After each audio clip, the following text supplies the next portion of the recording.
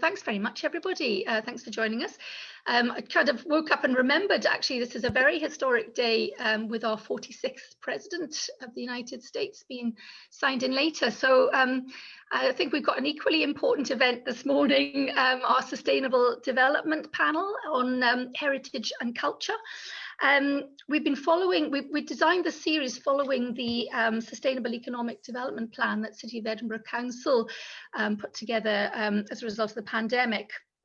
They've got 5 themes, so we're following those themes, and you know, fortunately rightly so, they recognise the importance of culture and festivals for our economy. So there is a theme all for that, and how that contributes to the well-being of the city.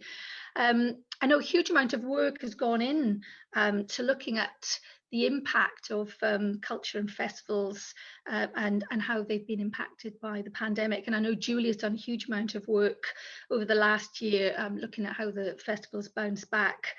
And I think, you know, we've certainly been reminded of the importance of our festivals and tourism, as we've seen a significant drop in footfall over the last year, and how really intrinsically linked they are to our economy. I don't think you could have one without the other. And I know tourism has been contentious in recent years, but I think that reduction has made us realise how important and how much we should appreciate our cultural heritage. I was having a look as I was prepping for this morning. I was having a look at, I don't know if anybody ever follows it, it's a report that the City Council produces called Edinburgh by Number. Some of the recent data is for 2018, showing that Edinburgh has enjoyed 4.9 million visitors in 2018, 16.9 million nights, and 1.7 billion spend in the city. And interesting, roughly 50-50 with overseas and domestic visitors. So really important industry that that supports 30,000 direct jobs and as much as 4 times that in supply chain. But really interesting, you can see the challenge. 41% of that 4.9 million visits arrive July to September. And this has increased by 58% since 2012. But what was really interesting is the off-season months have seen an even bigger increase, 110% increase in visitors January to March, and 123% increase in visitors October to December. So that increases since 2012. So staggering popularity for the city. More interesting facts, the top 3 visitor attractions are National Museum of Scotland, 2,228,000, up 2.9% on last year. Second was Edinburgh Castle, 2,112,000 visitors, up 2.3%. And Well Done Benny, Scottish National Gallery, was 3rd most visited attraction, 1,739,000, and you had a staggering 8.6% growth on the previous year. So something's going well there. Another interesting fact, 7 of the top 10 most visited Scottish attractions are based in Edinburgh, reminding us how important Edinburgh is as a gateway city for the rest of Scotland. So really important contributor to the economy. And the top 3 festivals attract 4 million visitors. So huge responsibility with Julia and the festivals, making sure that we all bounce back. Bringing in Janet, I think the university is kind of the largest venue provider in the city. So that enables a lot of this to happen. And we've got Colin with us, director of the Playhouse. Now that's an interesting, when I'm kind of doing my reading about that, Playhouse is the UK's largest all-seated theatre, built in 1929 as a super cinema and based on the Roxy in New York. So all these things you get to learn when you prepare for one of these events. Really, really fascinating history. So this wonderful rich tapestry contributing to the quality of life that we enjoy in Edinburgh and our well-being. But that also attracts talent, investment, and the entrepreneurs who locate here and create jobs and contribute to our economic success. So I'm really fascinated to hear from our panelists. We've got 4 fantastic speakers joining us this morning. We've got Benny Higgins, who a polymath with a wide portfolio of interests, but he is representing the Scottish National Galleries as their chair. We've got Julia Amor, a force of nature at the Festivals Forum, and I know she's doing a huge amount of work focusing on how the festivals bounce back again this year. Janet Archer, as we mentioned earlier, dancer, I think award-winning choreographer, and I remember hearing from you, a while ago, Janet, when you spoke to us, your first job ever was as a fairy in the Panto in Porthcawl in South Wales. So what a fascinating journey from the fairy to cultural guru in Scotland. And Colin, theatre director at Edinburgh Playhouse, great supporter of the Chamber, and a memorable breakfast on the stage at the Playhouse in brighter times. I think everybody enjoyed going backstage and having breakfast on the stage at the theatre. So thank you very much, everybody, for joining us. Our panellists are going to speak for about 5 to 7 minutes, introducing themselves and their organisations, and give us a flavour of how they're coping through the pandemic and plans for the future. I'm going to throw a few questions their way afterwards, and then hopefully we'll have plenty of time for Q&A from everyone here. Please feel free to use the chat button, the chat facility, if you want to make any comments as we go. Benny, can I start with you, please? Thank you very much. Oh, thanks, Liz. Thanks for inviting me today. I come here today, as you say, as chair of the National Galleries of Scotland, and something I feel very honoured to be part of. I have observed the organisation over the last 10 months responding to this unimaginable crisis in an extraordinary manner. I think, when you are involved in different kinds of organisations, as everybody around this virtual table has been for a very long time, you couldn't be criticised for wondering how the organisation would react to such a catastrophe. And I have to say, under John Layton's leadership, the galleries, I think, have responded brilliantly. I do feel like, I'm sure many people today, that this phase is not only the darkest in terms of the time of the year, but it's the darkest because it comes at the end. I think I think this time round, we've probably all got more confidence. We know what going into lockdown feels like. We know how to do it. But actually, whilst that is a benefit, it does come at a time when I think everybody's patience has been worn a bit thin. And all the organisations I'm involved in, I have been saying that whilst first time round, one was tempted to get into kind of Churchillian territory of, never waste a crisis. I think this is a time when the individual and collective well-being really demands that we just all stick together and get through this phase. We do see some light at the end of the tunnel, which may seem a little bit distant, but hopefully won't be too far off. I mean, the galleries is National Galleries in Edinburgh, at the Mound, the National Portrait Gallery, and also the 2 Moderns on the west side of the city. I think it plays a very important role in the cultural identity of Scotland. And we have, of course, the very big project that has been on the go for some time now to make sure that, naturally we have the most extensive collection of Scottish art in the world, as we should. And it really has never been shown off to its in its full glory. And when we finish this particular project at the Mound, of course, we'll be able to do so. And that's a very exciting prospect. I would just like to touch very briefly on, I also, during the course of the last year, chaired the advisory group on economic recovery, and more recently been doing some work on financing the recovery is actually something that came out of the original recommendations. There's no question that this crisis has, created 3 very dominant themes. One being inequality, which I think the light has been shone on that inequality and illuminated, and it's just unacceptable that we can let our economy kind of continue with such inequalities. We've got to tackle them. The second is education, the importance of education in Scotland, and not in a narrow sense, but in terms of making sure that we prepare, especially young people, but indeed across the age spectrum, for what the future holds. And I think it's never been more important. And thirdly, the looming unemployment issues that haven't gone away. I think there is a kind of sense of suspended animation from various necessary and very important state support, but that won't last forever. And I think as we get into the spring, as the health emergency maybe doesn't quite go away, but starts to come off its peak, we will be facing some pretty significant economic challenges that they've been around us, but we haven't really had to step into them quite yet.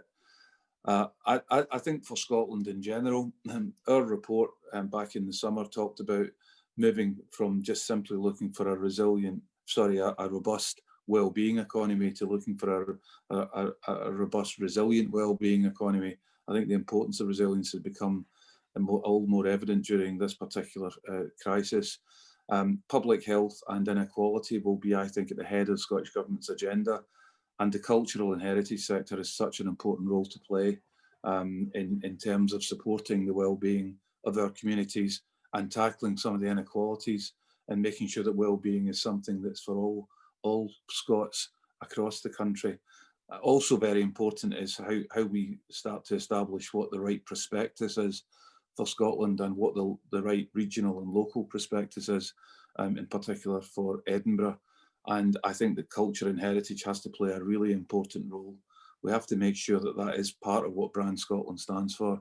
And I'm certainly confident that the National Galleries of Scotland can play their part in that. So I'll just stop there, but obviously happy to take questions in due course, Liz.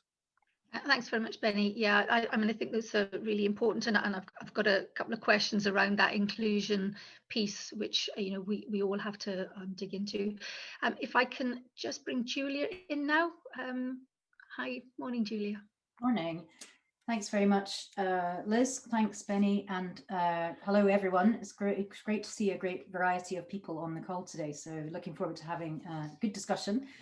I should also say, obviously, that it's great to have this breadth on the panel because, while the festivals are a very prominent part of Edinburgh's cultural offer, it is just the tip of the iceberg, and it does work as a whole system, and as a system within the whole economy and within the whole of our city, regional and national society. And I think that's something, sort of drawing on Benny's comments, that we've been, increasingly conscious of since this crisis hit, because of the interconnected nature of how our festivals express the kind of cultural life of the city and the nation at certain points, and our residents in particular kind of use that to support their mental well-being as well as their economic health. So I do think these things are increasingly closely intertwined, Liz, and I'm very glad you made the point about the festivals and our culture as a kind of part of the city's overall quality of life that supports our populace and supports the attraction of people who want to share those values and to come and live here. Because I think that going forward, we do have to think in that system way rather than think particularly about the festivals and tourism, or culture and tourism. It really is about healing our city more generally.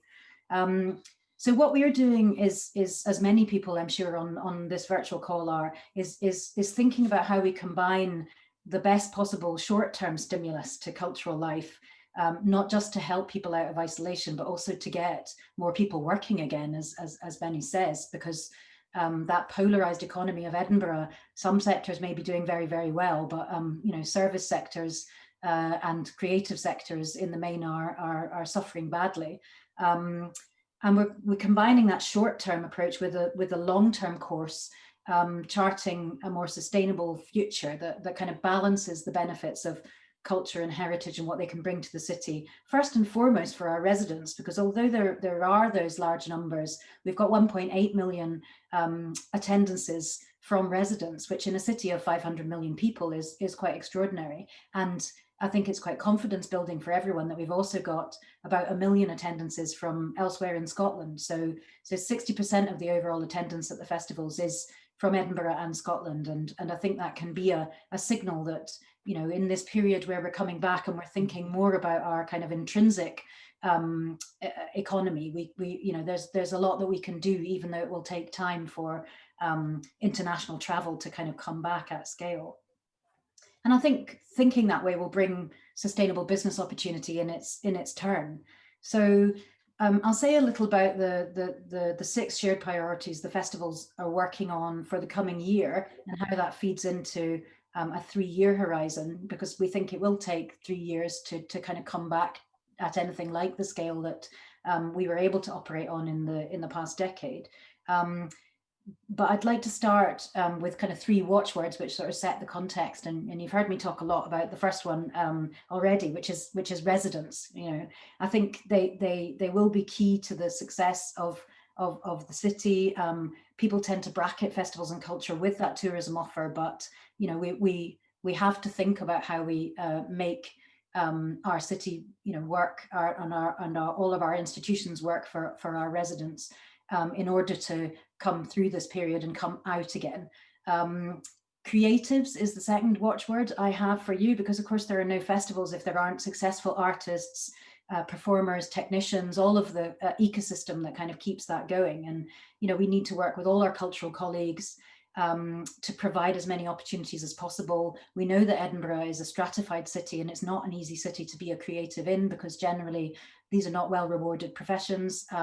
So you know, it's a small part of that wider whole that Benny was talking around inequalities and the economy being more closely tied together. We need to think more about the supply chain. We know we've already got 1,000 Edinburgh creatives and 2,000 Scottish creatives who benefit each year from our festivals, and that really we feed off of the year-round cultural offer, but we also feed that in terms of providing future opportunities for those performers and technicians and all the staff who make the festivals happen. But we want to think about how we protect that and regrow that going forward. And the third watchword is the wider world, you know, because the internationalism of Edinburgh's festivals is at their very heart, and at the heart of a successful Edinburgh, I think. So while we have to, as I say, look to our own assets and our own resources to rebuild our future, I think we must still remain ambitious for Edinburgh as a global city and keep our brand, if you are going to use that terminology, in people's minds worldwide, while we're thinking about how to come back in an adapted and renewed form. So finally, I'll run through those 6 kind of priority areas that we're working collectively on for the coming year. So firstly, we have a strand of work we're calling safe systems, because as people have already alluded to, the public health issues around bringing back live festivals and events are extremely complex. And if you know, you don't have to have been sitting in the kind of virtual meeting rooms that I've been sitting in to be picking up the signals from people like Chris Whitty, for example, that make it quite clear, I think, that it is difficult to bet the farm on there being no social distancing available this summer. I know that's a difficult message for a lot of people to hear. It's a difficult message for us to hear in the festivals cluster, particularly, you know, the kind of range of cultural, entrepreneurial, commercial promoters who put such a range of activity on in the summer. But from what we're hearing, that is, with the new more infectious variant, that is probably the last thing to go. So we are working through how we can put in place the safest possible systems that are evidence-based and meet the requirements of the public health officials, while, you know, pushing them and challenging them to make sure that they understand all the trade-offs that are involved. But of course, we all want to do our part in suppression, and we can only go as far as the public health allows.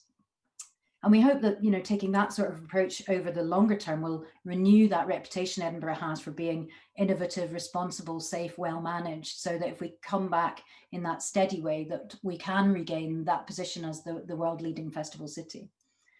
The second priority is around places and spaces. So of course, while those provisions are in place, we're going to have to be looking at working differently across the city in more outdoor spaces, maybe more with walking trails and public installations. So we're looking at all of that. And that's obviously part of what makes Edinburgh's festivals in the city very special. So we want that to come back as a USP, that we're creating and creatively intervening in the public realm, and combining that with digital production, obviously. So digital acceleration has been a fact of life over the last year, and we definitely don't want to lose that. We've done about 5 years worth of innovation in 1 year, we reckon, and we want that to accompany the live offer. We don't think it's a replacement for the live offer, but if Edinburgh can become an inspirational offer to counter digital fatigue that brings together the expertise of the festivals, the cultural offer, and the universities, for example, I think that would be fantastic. Creative development, I've already talked about the need to look after the creative community. So that's our number 4 of the 6 priorities, and restore experimentalism over time and widen and deepen that creative constituency. Global reconnection is number 5, and the digital will help us, but also we need to kind of bring back that ambition to be the world's leading performing arts marketplace, I think, and we can only do that if we as a city are making an agreement to continue to see ourselves as the world's festival city, and to welcome that and to manage it. And finally, we need to look at different ways of investment and financial risk sharing to be able to come back, because, as I was saying, some of to come back at all if they have to miss the 2021 season and can only come back in 2022. So we're talking with all sorts of private and public supporters to see how we can put together the package so we can come back as strongly as we can, and then develop into something that, you know, Edinburgh can be really proud of, Scotland can be really proud of for the next, you know, decade and the next 70 years of the festivals. Thank you. Thanks very much, Julia. As always, really, really thoughtful and insightful. Great depth of understanding there, and we can pick some of that out a bit later. Janet, can I come to you, please? Janet has a new role now at the Edinburgh Futures Institute. So interesting to see how that's going to contribute as well to this recovery and resilience. Thank you, Liz, and it's great to be here. I have to say I'm longing for the day when we can all hold these kinds of events in real rooms again and generate 3-dimensional shared experiences. But still, it's good to see that digital is starting to take hold, as Julia says. And in Glasgow this week, I think Celtic Connections, a sister festival, I think they had about 10,000 people for their opening concert. So I'm told, which is great to see that reach across the world. So, I mean, this has clearly been a really difficult time for many people on all fronts, including me. And unfortunately, the university has had to make my role redundant, as it's no longer sustainable within the department where it was located, which was accommodation, catering and events. So as Liz says, I'm in discussion with the Edinburgh Futures Institute, which is the new multidisciplinary centre at the university, about taking on a new role, working with the Edinburgh Futures Institute Chancellor's Fellow and Reader, Drew Hemmant. And that focuses on future arts and society founded in research and teaching, centred on AI and the creative industries. So the Edinburgh Futures Institute has been established to blend theoretical and practical knowledge to generate different ways of thinking about global issues and devise new solutions. And it feels like a very timely addition to the university. So Drew's work, and I've been working with him on this for quite some months now, spans creative commissioning. So we've been working with globally renowned AI artists such as Jake Elwest and Caroline Sinders and Anna Riddler to build research projects such as the New Reel. And we're working in partnership with the Edinburgh International Festival on 2 new artworks, which are called Zizzy and Mechanized Cacophony. They're all really high caliber artists rated as the best in the world. And we're also working with the Science Festival to prototype new ways of doing things and exploring how AI can help shape business models of the future. We've recently partnered with Nesta, the Policy and Evidence Centre there, to make a case for a new centre for AI and the creative industries that will focus on research and development in AI for the creative industries, access to training and skills development for businesses, and commercial development for AI creative startups. So not guaranteed yet, and still much to do in terms of persuading governments to support. But I think the University of Edinburgh is well positioned to take a view on this proposal. It's been a global leader in AI for more than 5 decades. And the School of Informatics includes the Creative Informatics UKRI Industrial Strategy Challenge Fund cluster. And we're growing work with the Alan Turing Institute to build national capability in this area. So some stats, all of this is developed on the back of the fact that the creative industries has been, as Liz has alluded to, and Julia, one of the fastest growing parts of the economy in recent years. The 2019 DCMS estimate employment figures recently published showed that the creative industries saw the largest increase in the number of jobs since 2011 across its portfolio. Growth in the number of filled jobs over this period was 34.5%. And in addition, the cultural sector was 24%, the digital sector 20.6%, experienced faster job growth than the UK-wide average, which was 11.4%, which is quite a startling figure. Scotland creative industries jobs stood at 90,000 in 2019, and that's in 2014, that was the year after I moved to Scotland, that stood at 71,800. So that's quite a shift. And Edinburgh accounts for 19,000 of those, and that's 21% of the total. So, I mean, clearly these figures have been dented severely in this past year, but that human capital remains. There are more highly skilled, experienced, and highly trained creatives and artists in our time than any other period in history, and it's imperative that we all work to ensure their full scope and potential can be realised for the best benefit of society and the economy. So the other thing I wanted to talk to was Edinburgh Culture Conversations, which was the event series I delivered with Edinburgh Futures Institute and the university last summer. When the festivals were forced to make the decision not to go ahead, we wanted to do something to help keep the spirit of Festival City alive. And so we built a series which explored how culture and creativity can contribute to a post-COVID social, cultural and economic recovery.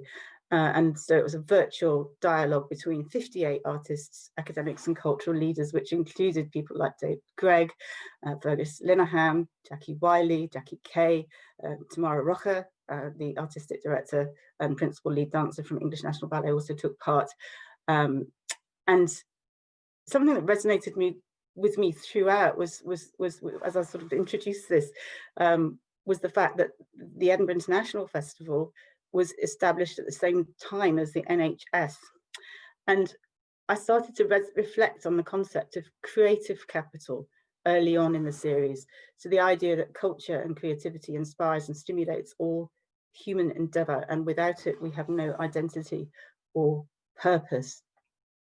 The conversation started at the height of the public debate about Black Lives Matter after the deaths of George Floyd and Breonna Taylor. And we started with a discussion on interculturalism and internationalism, which became a thread throughout the conversations. We talked about the Universal Declaration of Human Rights, the commitment to make sure that people are able to take part in and express their cultural lives themselves, how engagement in formal cultural activities remains dependent on social class, social status and levels of education, as we've already heard this morning, and how things that have the highest social status often get the most amount of government funding. And we discussed how whiteness and otherness are used to wield power, and acknowledged that we weren't anywhere near solving this issue yet.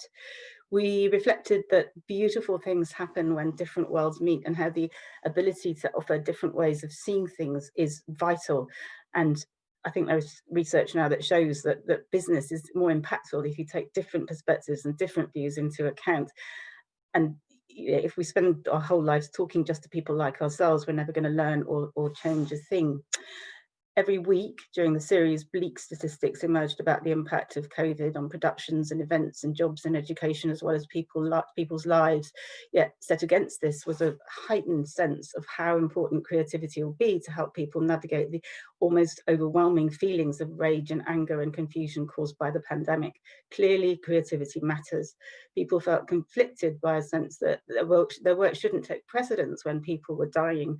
However, they moved to considering very quickly how they can contribute to rebuilding society, and we should nourish the collective power of this desire to heal. Everybody expressed how much they miss liveness and gathering, and acutely so in Edinburgh this summer. The impact of the rapid need to unproduce generated ethical concerns, and honouring contracts and supporting freelancers and staff was vital. The move from funders and governments to underpin stability when people worked out what they needed to do and respond to the crisis was greatly welcomed. Trust became a word that was a thread throughout. It was felt it was going to be really important in this mitigating stage as we plan for the future. And reading a lot of the public consultation that's gone out lately on cultural and place policies in Edinburgh, it feels as if there's a way to go before trust embeds itself fully back into civic life. Restricted travel made people think about the sustainability of constantly flying large numbers of people around the world, but it also generated uncertainty given the employment implications of less international touring, which of course is heightened by the current discussions in relation to visas and travelling across Europe. Many organisations use the lockdown to build closer local community relationships. So the language of how can I be of service amongst the people I live among was a clear positive that was coming out of this period. But thinking local wasn't seen as a complete solution. International coordination, as Julia says, is important because global supply chains are vital for production in the arts. Our discussions highlighted education and how to foster creative talent. We don't grow into creativity, we grow out of it, was a shocking indictment, but starkly true. I think that was Christine Devaney. We're moving towards a world where every employer, I think, universally needs creativity, and fostering creative thinking within every industry is increasingly crucial. The swift pivot to digital enabled organisations to stay connected with audiences as well as provide employment opportunities. Although we question why we hadn't been better prepared, as some people felt that I remember Robert Softly-Gale talking about suddenly needing to become a very low budget television producer without having the training or skill set to be able to do that. But we talked about digital as a positive potential, and DDI, data-driven innovation, and artificial intelligence came in too in terms of generating content and shaping business models. So I guess overall, for me, Edinburgh Culture Conversations reaffirmed my strong belief that culture is fundamental to being human. For the whole of human history, it's been the way that we've been able to belong, participate, share, communicate, and navigate. And all of those things are essential and crucial in shaping a sustainable future. So I'll stop there, Liz, and look forward to the conversation. Thanks very much, Janet. That was fascinating. I knew there was a lot going on at Edinburgh Futures Institute, but unfortunately we've got a session with them. That's a whole discussion and session in itself. But I mean, what struck me as you were talking is that we've all pivoted and looked at innovative new ways to move our businesses forward in this. But what innovation essentially is creativity, is finding new ways of doing things. So nourishing ourselves in that creative space is absolutely critical for creative business and innovation. So hopefully we can pick up that as we go through. So finally, if I can come to Colin Marr, who is from Edinburgh Playhouse. Thanks, Liz, and thanks everyone. It is lovely to see everyone and to hear from the other speakers. So I've been at Edinburgh Playhouse for about 3 years, and I've spent most of my career running venues both in Inverness and in Edinburgh. But I'll just pick out one part of my previous history. I was also the founding chair of Visit Inverness Loch Ness, which is the UK's first tourism-based business improvement district. So hopefully from that, I've got a really good idea of what the tourism and hospitality sector looks to us in the culture sector to provide. Right now, I think we're all sharing very similar stories. Last year as a business, we had sales of around 30 million, and this year we have sales of exactly 0. And I've got around 240 staff on furlough, and they're all very concerned about their futures. And I think it's great that both Benny and Julia picked up on that. And unlike many of our theatre colleagues, and indeed the other speakers we're hearing from today, we don't have any public funding on an ongoing basis. So we have had to go very quiet during this pandemic because we simply don't have any money to do anything other than that. The Playhouse is owned by the Ambassador Theatre Group, which is a private equity company. ATG are the largest live entertainment company in the world. We operate 31 UK theatres, including the 2 major Glasgow theatres and a number of West End venues, and further theatres in Germany and the USA. And with over 3,000 seats, as Liz said, we're not only the largest traditional theatre in the UK, we're actually the largest in Europe. We bring large-scale musicals, many of which can't perform anywhere else in Scotland, shows like Matilda and The Lion King. And we're also a great venue for rock, pop and comedy. Over the years, we've hosted Elton John, Rolling Stones, Bananarama, really all the greats. And more recently, the Pet Shop Boys, Kevin Bridges and Noel Gallagher have played with us. And in the year to March 2020, we had 620,000 people come through our doors. It's by far the largest theatre audience in Scotland, but it's not just the numbers that are interesting, it's also when they come to us and where they come from. So when do they come? Well, they really don't come in August. It's one of our weakest months of the year. And although we're working on that, I think from a business perspective, it's good to know that we're attracting these numbers all year round. And where do they come from? Well, as you'd expect, they come from Edinburgh and from its suburbs in great numbers, but people also travel from all over Scotland and the north of England, as far away as Stornoway, Shetland, Sunderland, Newcastle, everywhere in between. And the diversity is also important, and Benny touched on this. Mosaic studies show that we attract into postcodes that are not normally associated with theatre. We've a long way to go, it's by no means perfect, but we do that to a greater extent than our theatres. And these people, of course, are coming into City, they're eating, they're drinking, they're using taxis, booking trains, booking accommodation, and they're doing that all year round. So that's all very well. We supply tremendous economic impact for the hospitality businesses when we're open, but we're not open. And we're not doing the city any good when we're closed. Our staff aren't even buying their lunch in the wee flock sandwich shops at the moment. So let's start with some good news. We've got a great programme of theatre, musicals and some great rock and pop acts that is ready to go when we reopen. As we don't have a reopening date yet, that programme's still being moved and it's being shuffled. But the great thing is that very few shows have completely disappeared. Nearly all of them have rescheduled. And that means shows are fighting over fewer dates in our diary. And as we're an unashamedly commercial organisation, we're obviously prioritising the most popular of these shows. And our empty nights will be few and far between. So it looks as if when we do reopen, the programme is going to be really strong. We also think there's a public appetite for returning to theatre. And to give you an example of that, we've got Disney's Beauty and the Beast, which is due to open with us in October, and it's on track to sell over 100,000 tickets. And advance sales are actually stronger than we would expect at this stage in a normal year. Not all shows are following that same sales pattern, but the bigger name titles definitely are. So we should reopen strongly. But the bad news, of course, is that we don't know when that will be. We really understand the risk of the virus. We understand that we're at a particularly dangerous point, and Julia touched on this. We're not pressurising anyone to let us open. But what we really do need is a route map. We need much more certainty over what reopening might look like. In general, we've really welcomed the Scottish Government's cautious approach to date. As a company, we had 5 pantomimes that were ready to open in England just before Christmas. And of course, they all got shut down with the new lockdown. That obviously costs us both money and energy that we don't have at the moment. But there are things that concern us. Will opening be with or without social distancing?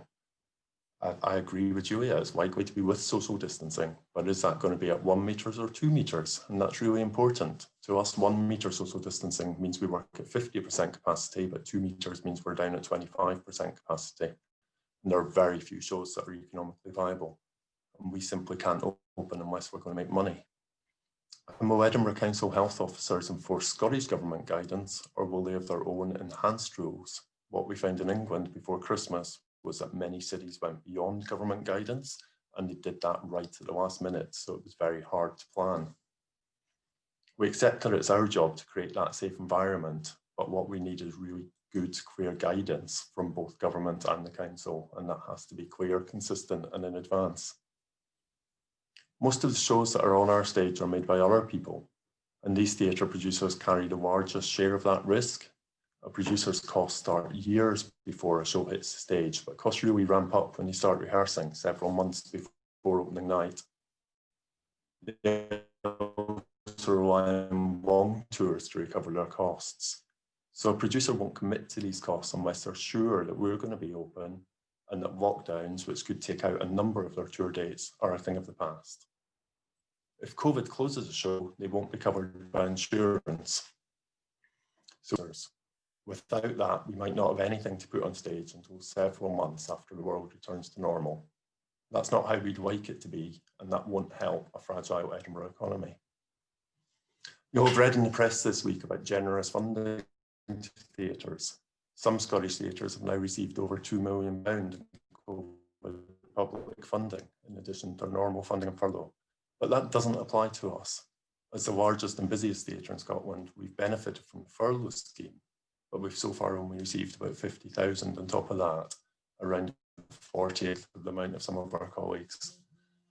So you should have no doubt that we, as we have no other source of income, we are really keen to get reopened, get our staff back to work and get our audiences back in through the door.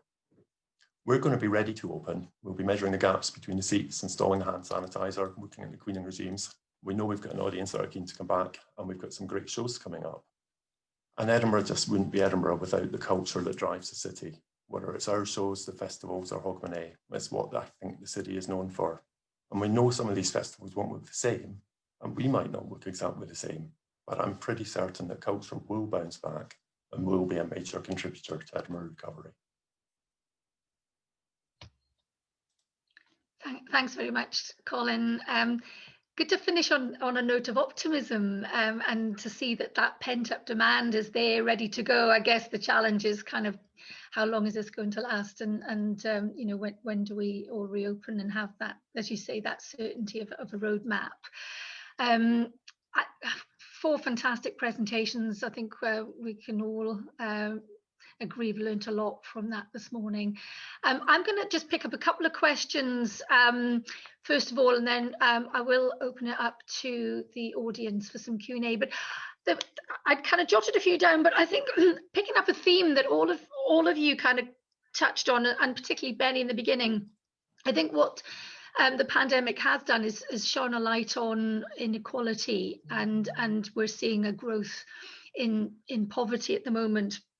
So inclusion, fair work, net zero carbon, these are the priorities of the Scottish Government for our recovery planning, that sort of green recovery, and that kind of, I think Benny said it in his report, that building back better, using this as an opportunity to change things for our society in a much better way. I know that seems a daunting prospect for many people as they're kind of facing into survival and managing themselves through this. So I'm really interested to find out from the panelists, how do we build this into a new mindset? You know, how do we ensure that businesses embed these priorities into, it's not something that we add on to our business plans, it's something that has to be right at the core of how we run our organizations and plan our futures. And I just wondered, from your own planning and your own organizations, how are you leaning into inclusion, net zero carbon, and that fair work agenda? Benny, can I just bring you in first, please? Yeah, thanks, Liz. I mean, I think the first thing that is always true when you're trying to set out a roadmap that is strategic is that you don't either get locked at too high a level where you're really dealing with, you know, motherhood and apple pie statements about what's important, because we can all just write out strategy documents at the moment that pick off all the, you know, the buzzwords that we know that are kind of resonant with what's being talked about more generally. And equally, at the other end of the spectrum, the other risk is that you get lost in the refuge of granularity.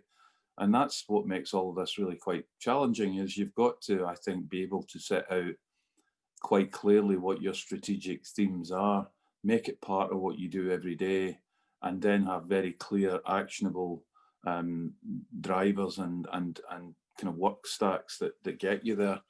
I mean, one of the things I've been saying to all of the organisations I'm involved in, I mean, one that we haven't mentioned, or I haven't mentioned today, is I'm the chair of Systema Scotland, which operates in 4 centres across Scotland, bringing music to, you know, disadvantaged kids, and does an extraordinary job. And, you know, that's an organisation that depended entirely on the importance of face-to-face contact and the relationship building that comes from it, and to transform kids' lives. So for them, Nicola Colleen, who's the chief executive, who's an amazing, outstanding lady.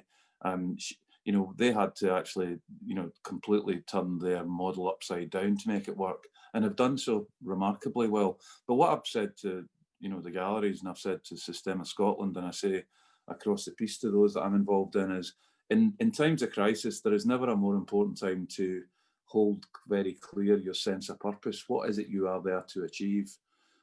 Similarly, it's very important that the way you go about that maintains a level of ambition. It's very hard to hold ambition when things are as tough as they are, but there's never a more important time to do so. And finally, the thing that you have to do is to ensure that you execute your plans with absolute focus on your values, because values can very easily be compromised in difficult environments, and it's never been more important that we do. And I think that's where, you know, we've got to make sure that the strands of strategic development that takes place across the sector in Edinburgh has got to be based on those strong values, but focused on, you know, what we can do for public health, what we can do around inclusion and equality.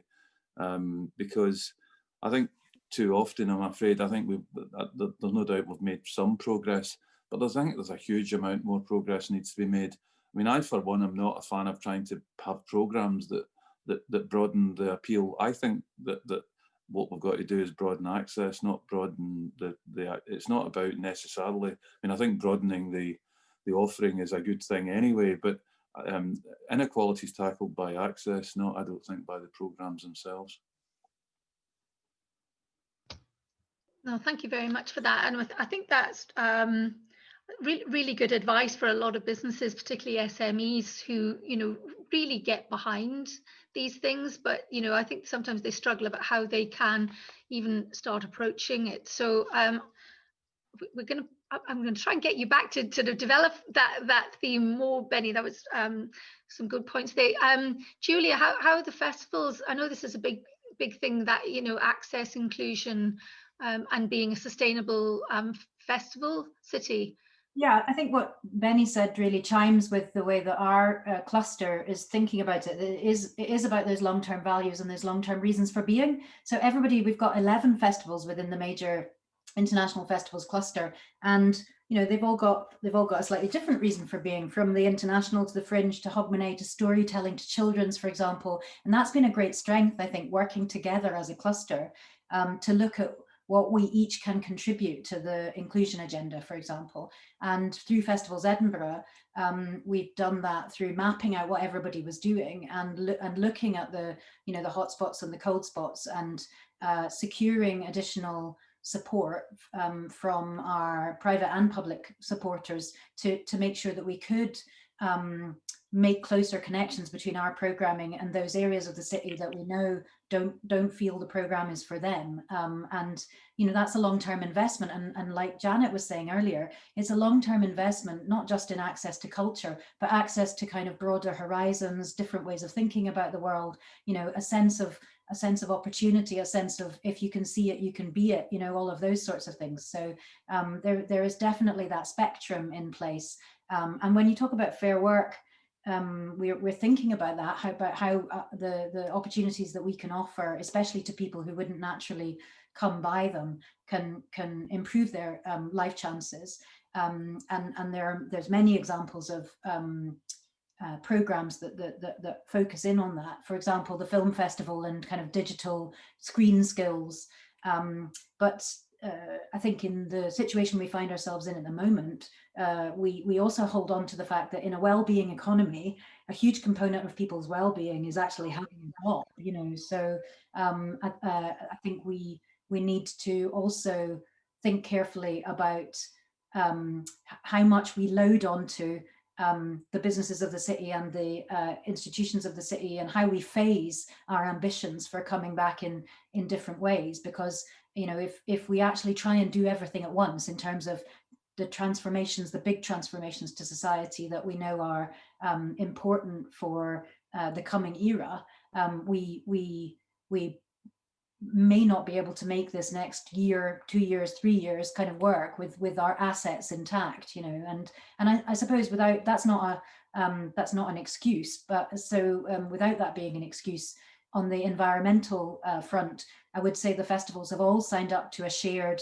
we call it the carbon reduction route map, which is on our website, which kind of shows between now and 2030 how we feel we can contribute to that ambitious target of the city to be net carbon zero. And it's going to require system thinking, because the festivals don't operate within their own venues mostly, so they're not controllable.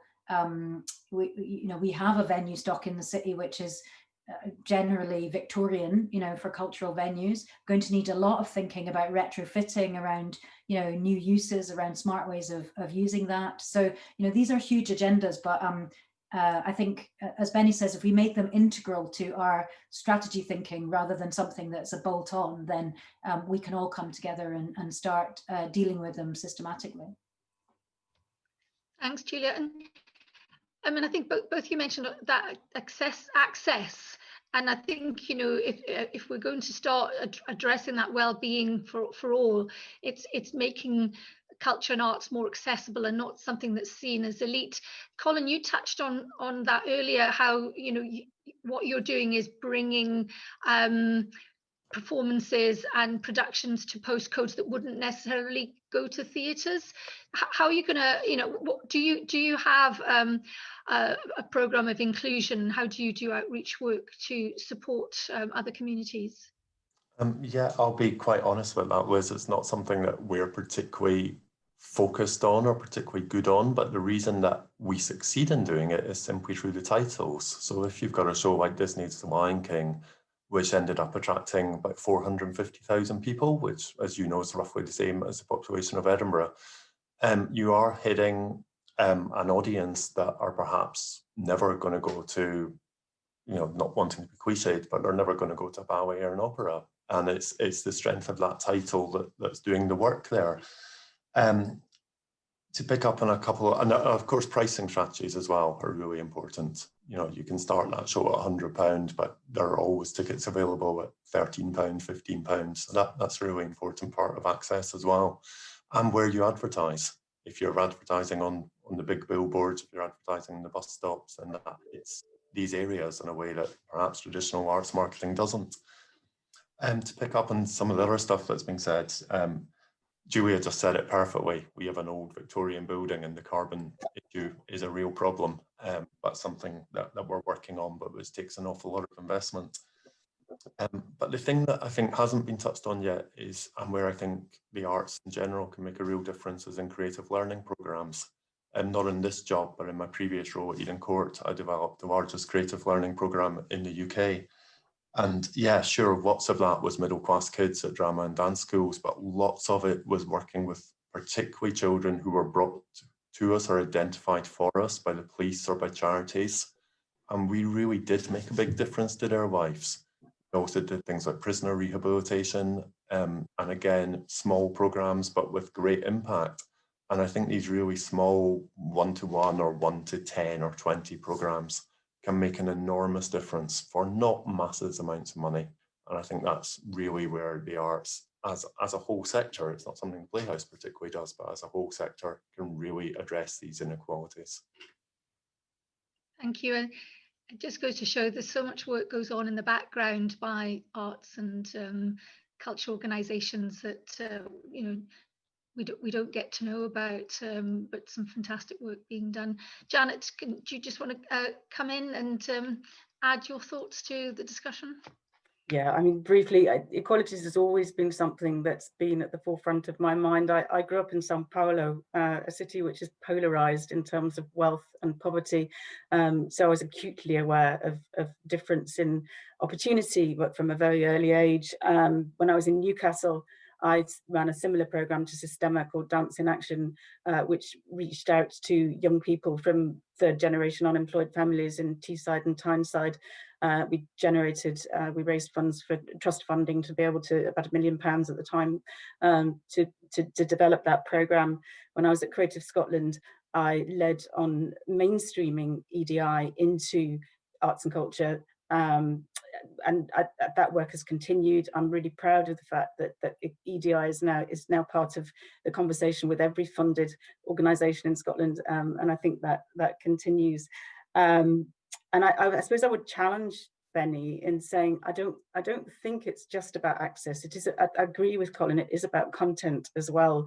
Arts Council England have done a lot of work on creative case for diversity, really looking at relevance of what's being produced in terms of different audiences, and challenging artists and arts organisations to think about that. And I suppose my final point would be, you know, diversity is the right thing to do, and opening up to a wider audience makes business sense. And I've just found the stat that says that diverse teams are 87% more productive across businesses, which is quite incredible. So I think it's incumbent on, I think governments need to set policy direction and institutions need to systemize that. But I think we all need to take personal responsibility for how we open up to new ideas and think about things, because that could help us get through this period. Thank you very much, Janet. I'm just looking at the time. We've got half an hour. I've got kind of one quick question to pose to everybody, and then I'll open it up. I guess it's my own little hobby horse, really, about city centres. You know, I've seen the city centre when the few times I go in. You know, it is like a ghost town. People are now working from home. Significant reduction in footfall, not just because we're losing visitors to the city centre, but people are no longer coming in to the city centres to work. We've seen that we've all, you know, through the lockdown, we've all stayed closer to our neighbourhoods.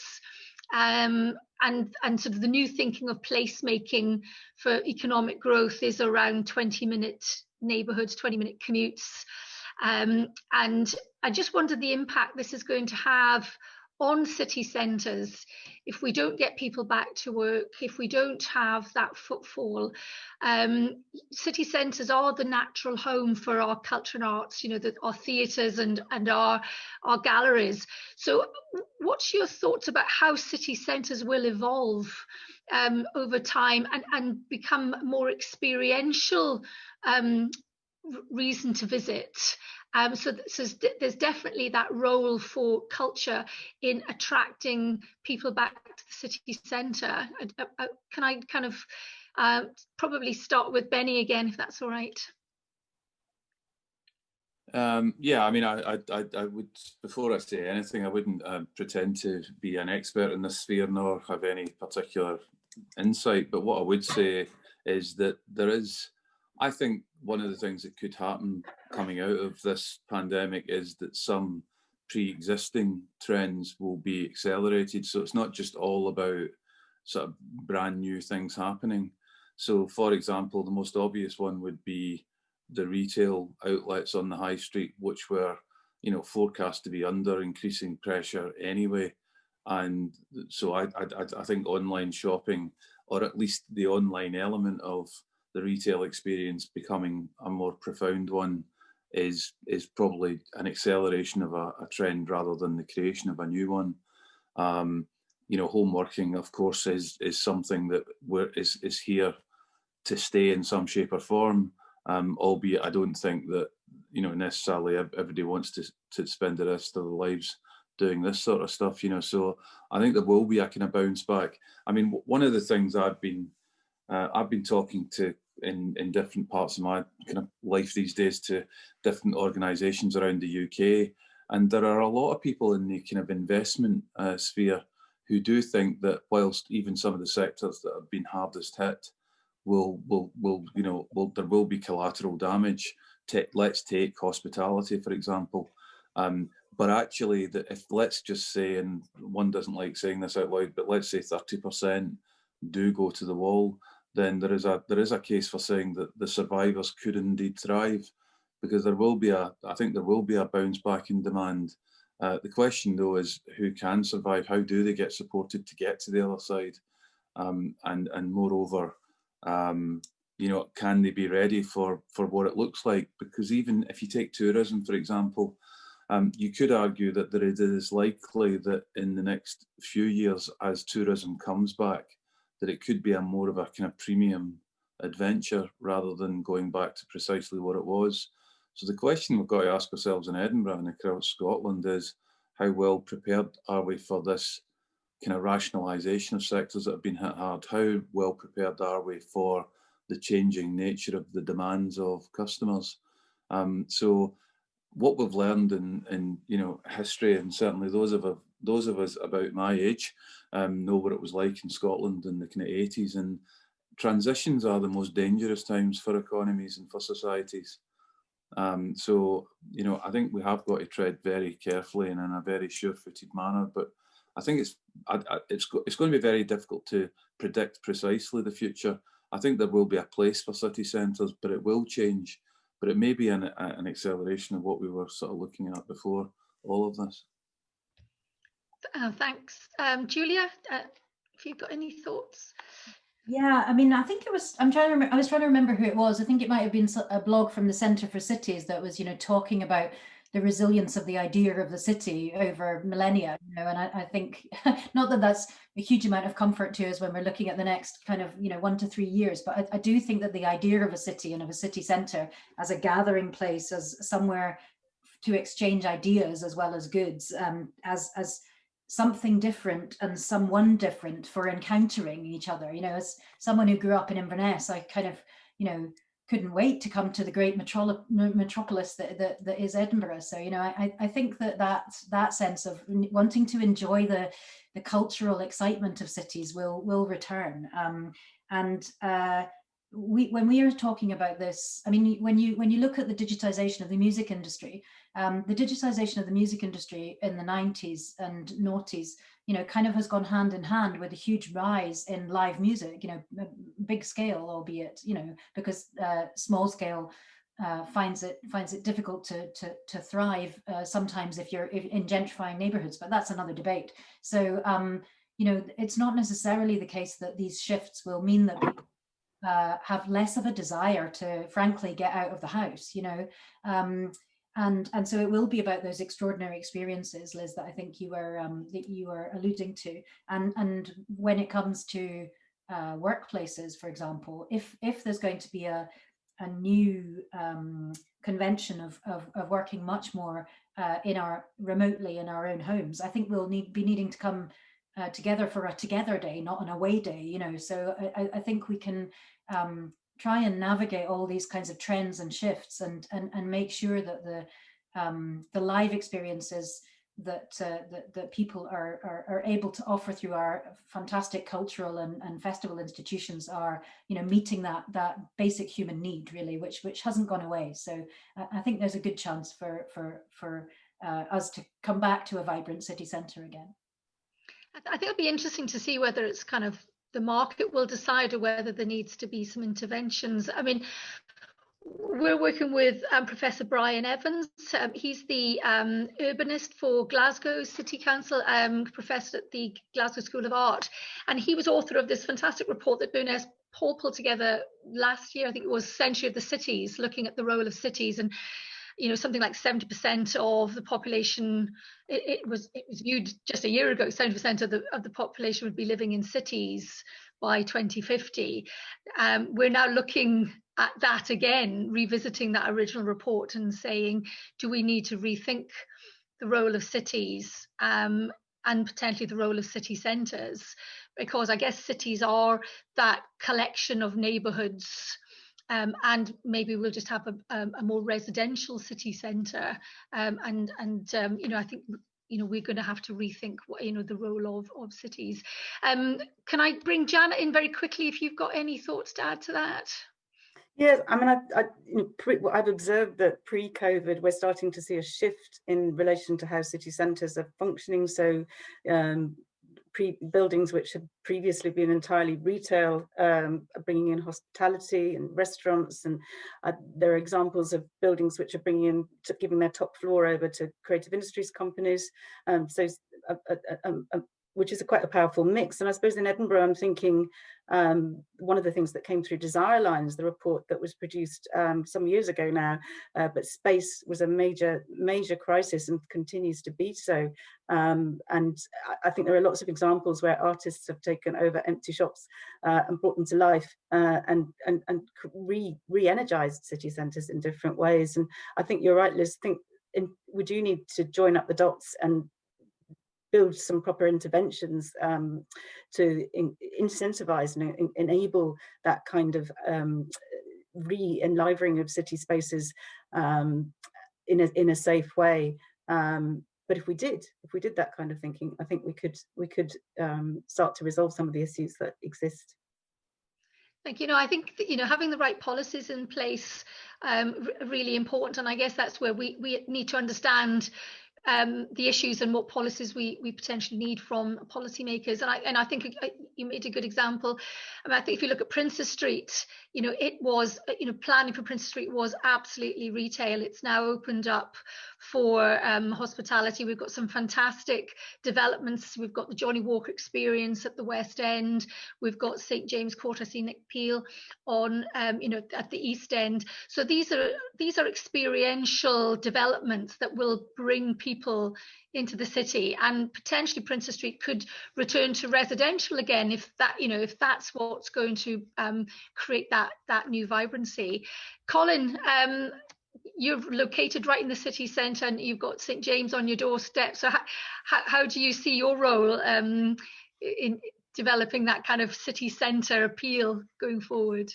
Yeah, I mean, I think St James probably inevitably means the city moves towards us to some extent. So we're very much looking forward to that. But I'll just emphasise a couple of things that Benny said. I think work from home, we're probably all hearing the same. Our staff are desperate to go back into the office, but lots of them saying they don't want to go back 5 days a week, that they kind of like that work at home thing some of the time. So I don't think our offices will be as busy as they were. But I think one of the trends that we were seeing before, which I think will really accelerate, is a move towards daytime. I think we're really seeing that before. Matinees were becoming much more popular compared to evening shows. That shift was happening. Of course, evenings are still more popular, but a real move towards afternoon and early evening. I think we're particularly seeing that in cinemas. And I think that's kind of, for that older generation, that fear of going out at night will be emphasised by the pandemic. So I think we'll see even more of that. And I talked about some of our big shows, incredibly advanced ticket sales, but some of the smaller shows is going exactly the other way. So I think we might see a real polarisation, and that the audience will migrate towards what they perceive as real quality, and that some of the other stuff might suffer to some extent. And I think we'll see that across the whole tourism experience. And I guess that's a challenge that Julia touched on earlier, is developing artists and the creatives and our domestic talent. Putting on those smaller shows. Potentially your venue isn't for that. There are lots of smaller venues, but it is kind of trying to encourage an audience for our up and coming artists. That's really important. Yeah. I'm just aware we've got about 20 minutes left, and I don't want to be hogging the show. Can I open it up now to our audience for any questions you want to put to our speakers? This is where the pressure on me comes, because if nobody wants to ask a question, I have to think on my feet and keep it all going for the next 20 minutes, or we can just decide to stop early and have a coffee. I actually have a question, Liz. It taps on a little bit what Colin was just saying there about the shift to afternoon. It's regarding the possibility of a 4-day working week. There's obviously a lot of research that shows that increases productivity, as well as staff well-being, which I think has been proven to be extremely important at this time. But there was research done by the University of Reading, and it was in 2019, and they surveyed people to find out what they would do if they had an extra day. And 43% said they would spend the day at the cinema or the theatre, 54% said they would spend it shopping, and 39% at restaurants. So I wondered what the panel's opinion would be on, if we were to shift to a 4-day working week economy, what benefits they think that would have to the economy, as well as specifically to the culture and heritage sector. Oh, you're on mute, Liz. Sorry, I'll just bring you in, same rota, if that's okay. Benny, do you want to? Sorry to pick on you all the time. Oh, that's all right. Yeah, I mean, I think that would be a very big step, and it would carry with it potentially quite a lot of risk. So, I think we've got to be pretty careful. I mean, one thing that I got myself into kind of hot water a couple of times saying this in ways that maybe didn't come across as I intended. But, a well-being economy needs to create jobs. A well-being economy needs to create, economic growth. I don't think it should be at any cost. And, I think the whole point of having a robust, resilient, well-being economy is to try and do what's a very difficult thing, which is to create a vibrant economy, create an economy that creates not just jobs, but the right kinds of jobs, quality jobs. And I think, I think there may be certain sectors where, and certain organisations that may start to, I think there will be a period of innovation around working patterns. We've got to make sure that kind of fair work is at the heart of also what we do. But I wouldn't like to think that idea brings just a lot of upsides about how people spend their additional day, and that it wouldn't have pretty significant knock-on effects. So I'd be very cautious. I have to say, while I'm hogging the microphone for a moment, I did smile when Julia was talking about coming down from Inverness to the big city, because when I was running RBS retail, I used to go around the branches, and I remember a visit to a branch in Tain, well, the only branch in Tain, and the girl that was one of our cashiers saying that she used to enjoy getting down to the big city, and she meant Inverness, so there's always something bigger. Julia, do you want to come in? Thanks, Benny. Do you want to come in? It is quite a metropolis now, Benny, but like you say, it wasn't like that in the 70s when I was growing up there. But although there was Eden Court, and which Colin used to run, which was an absolute beacon, I think probably, I'm not really qualified to talk about the economics of the 4-day working week, but definitely the flexible working thing, and what we've all learned in the last 12 months nearly now about how you can support your staff's productivity while allowing them to balance those different commitments. I think that'll be really, really crucial, and hopefully that will also free up a bit more demand, because people will work patterns that suit them more, and therefore they'll be able to hopefully earn and then have some ability to spend those earnings on their happy leisure time. The other workforce issue that your question or comment made me think of was universal basic income, and I know that's an even bigger and more difficult question, but given on the long-term scale, given the way that the world of work is likely to change with increasing stratification around the knowledge economy and automation, I do think that we need to think about universal basic income seriously. But for example, the gig economy is called the gig economy because it came out of the creative industries, that musicians were the original gig economists. And there are a lot of fragilities about that way of working, but it has also been very successful in as much as it has, it's released all this kind of entrepreneurialism, creative entrepreneurialism. So, in the future, I think we need to find ways of allowing people to pursue their interests and to make a living out of their interests, even if that's not 100% living, because, I guess maybe fewer of us will be employed in the kinds of jobs that a lot of Edinburghers work in at the moment, especially the kinds of jobs that are not in the kind of high skill, I actually take issue with the high skill label, because I think people who work in hospitality have very high skills, but high need for qualifications areas. Thanks, Julia. And I think we will see an evolution of working patterns. I know just from our own organisation, I've had to put a sort of a statement out which kind of made me think about it to the staff, saying, can you keep your emails between kind of 8 and 7? Because what we're finding is, as people are juggling homeschooling and childcare and a whole range of other issues, people are working whatever hours they need to work in order to do the job they have to do. And I'm totally relaxed about that. I'm not a stickler about a 9 to 5, but it is getting to the point that if somebody's firing off an email at midnight, because that's when they're happening to do their work, it kind of puts pressure on other people to respond at that time. So I think we do need to manage, how we manage our working day and accommodate people, but at the same time, we need to keep it all in perspective. Janet, can I bring you in, and then Colin, and then I think we'll probably all stop for a cup of coffee. Yeah, I mean, I like Julia, I'm not really qualified to sort of talk about the economics of this, but I suppose my observation is, in the cultural sector, you don't really expect to work 5 days a week from the off. So when I was at drama school, you were told you would need to work when the work is available, and you approach your work with that level of flexibility. And of course, if you're in a panto, you're working 6 nights a week, and matinees besides. So you have to be adaptable. On the other flip side of that is that well-being is incredibly important, and human beings can only be stretched so far, and sustainability for our world is fundamental to all of our futures and the futures of the next generation. So I think all those things need to be taken into account in thinking about this. Thanks, and you get the final word, Colin.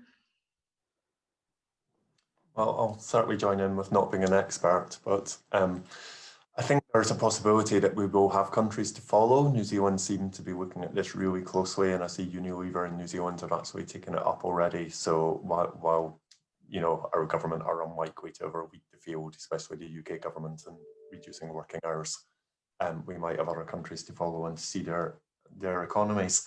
The workforce issue, though, is really interesting, as other people have touched on.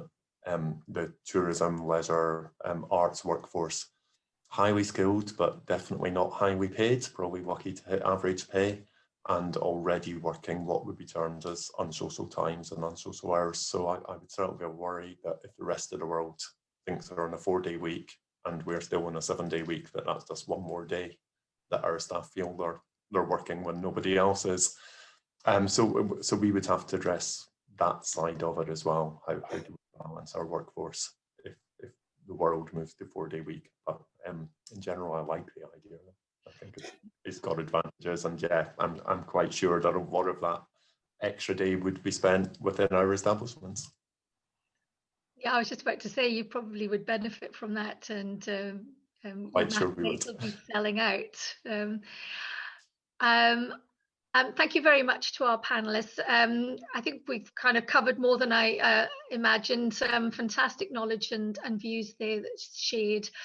And I think without doubt, we're all in agreement that, you know, the future economy, which now focuses very much on well-being, has to be supported by culture, the arts, and I take Benny's point. It's about access.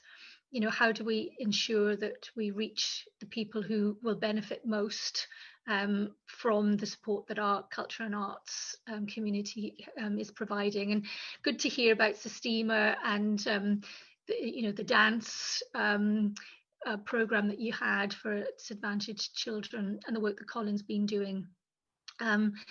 Wonderful contribution, but thank you very much everybody for attending, and I think it just goes to show we cannot underestimate the impact and importance of our cultural sector, and how this will contribute to our recovery. Hopefully see you again very shortly at the next event. Thanks very much, everybody.